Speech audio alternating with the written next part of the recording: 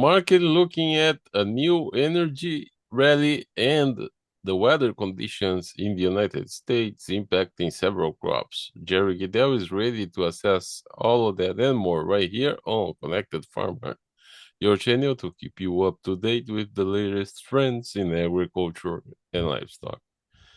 Jerry, we have had a week with a very significant rally, especially for soybeans. And soybeans jumped 70 cents compared to a week ago. So, do you think that the major driver was energy and related to the resume of the war in the Middle East? Well, that's part of the factor there that's added to it. But I think the interesting thing in the combination was that we had an oversold condition here after we really have been uh, keeping soybeans on the defensive for over 2 months here. And then uh, over the last 10 days or so, we've all of a sudden had rumors and actual sales announcements here of probably over 1 million metric tons of soybeans being bought by China. And that kind of reflects back into some of their conditions over there. Uh, they had some one typhoon, and now there's actually a forecast of maybe another one, or at least heavy rains and flooding. And so I think the Chinese decided that they've got a hefty amount of beans they're supposed to buy at 25 million metric tons. Will they buy it or won't? That's always a question. But with limited stuff on the books, I think there was a 250,000 ton purchase made way back.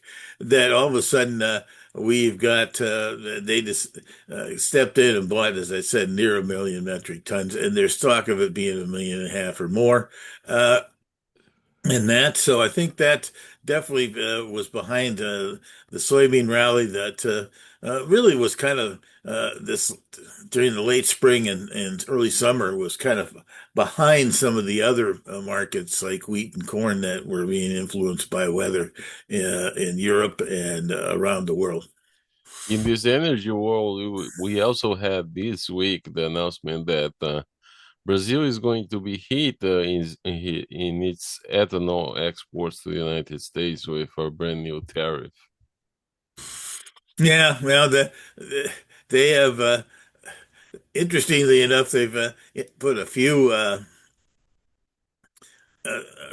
went back with some 25% increases some of their tariffs and that. The interesting twist on that, there's a little bit of trade that goes on between Brazil and the US on ethanol, but the two biggies that the world really looks at is coffee, excuse me, and soybeans type situations and that. And so the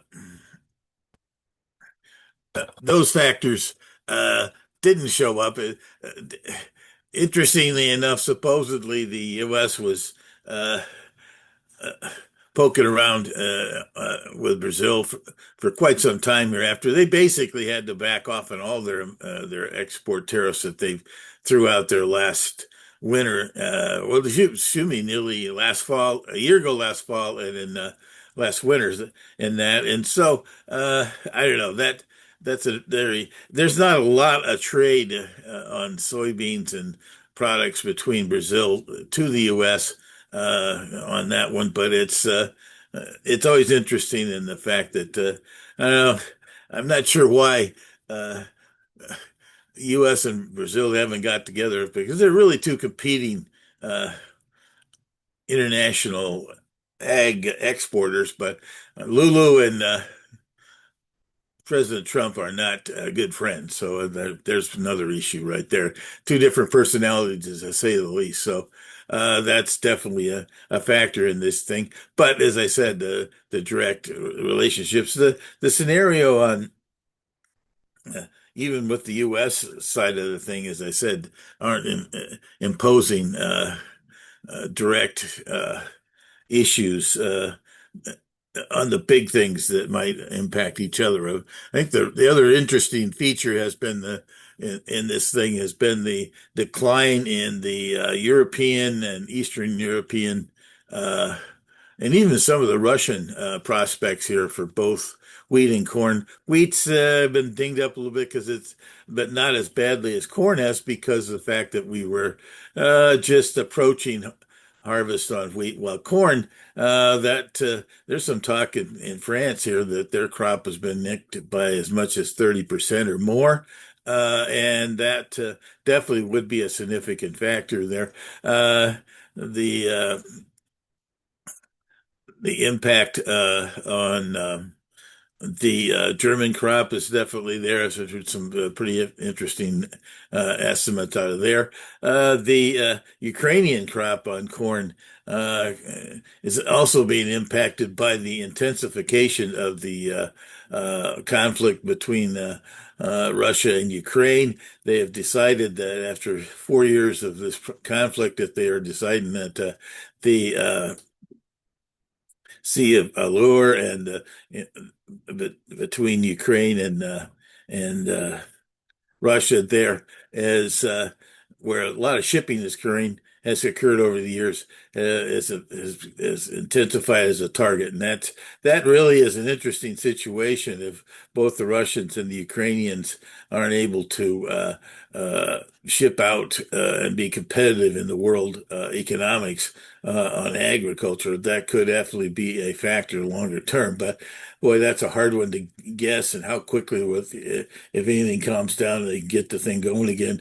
Another big factor in this thing on world agricultural exports. Yes, and we have been having very dry weather in several parts of the US, especially the Great Plains, and that will affect the wheat harvest.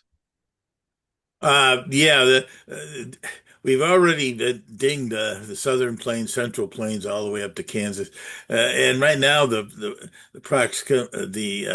results out of Nebraska and Colorado aren't all that encouraging. The one last thing on winter wheat is what Montana's about. Right now, though, I'd have to say that the winter wheat crop is not going to be all that helpful here. If for somehow or other we start to end up impacting North Dakota, Montana, and that on their spring wheat crop, and that's the one that will be watched. By the way, I think they're planning on going out. If it's not next week, it's the week after here to do their North Dakota wheat tour. That is going to be watched very closely. But overall, the U.S. wheat crop. It's not a large one, and that's part of, I think, the reason why the wheat market got into a post-harvest rally this week that really uh, helped also the CBOT prices just because of the fact that we're in post U.S. harvest scenario, along with all the, as we just talked about, the Russians and the Ukrainians, and now even the U.S. and Iran are still taking lots of pot shots, and the Straits of Hormuz, it's effectively closed. Even if somebody says it's open or not open, it doesn't make any difference. No ships are going to go through there. Yeah, so you expect this rally to last? I guess this is a great opportunity for sales. It is a very interesting situation, considering where the talk is right now and the two big conflicts there in the Persian Gulf between the U.S. and Iran, and also between Russia and Ukraine. I don't know that there's anything specifically here being said that tells me that there's going to be a quick end to this intensified conflict over there. And that's part of the reason I think that despite the temperatures and the forecast here in the U.S. of this heat dome moderating for this coming week, the markets did not slide away dramatically. They tried a little bit midweek and then they bounced back. They're right against some of the previous highs out here. I'd have to say that right now, at least, uh, any intensification here over this coming weekend and that would push wheat and corn above this kind of the recent highs and things, we could have another big spurt, which I would also encourage producers out there to look at as a way to kind of finalize most of their old crop sales and get another 10, 15% of new crop because uh, to some extent, uh, the overall supplies in the world at this point are still pretty adequate at this point. We're not, I don't sense we're into a stratospheric type price points at this point. Primarily, even in the U.S., this heat has been a little bit of an impact on pollination on corn, but I wouldn't call it anything hugely dynamic. So uh, we could still have a 180 bushel corn and 52 bushel beans even if the weather did calm down. Now, some of it they've talking about this weather in August and September to be moderate versus what it has in the past. We'll have to see.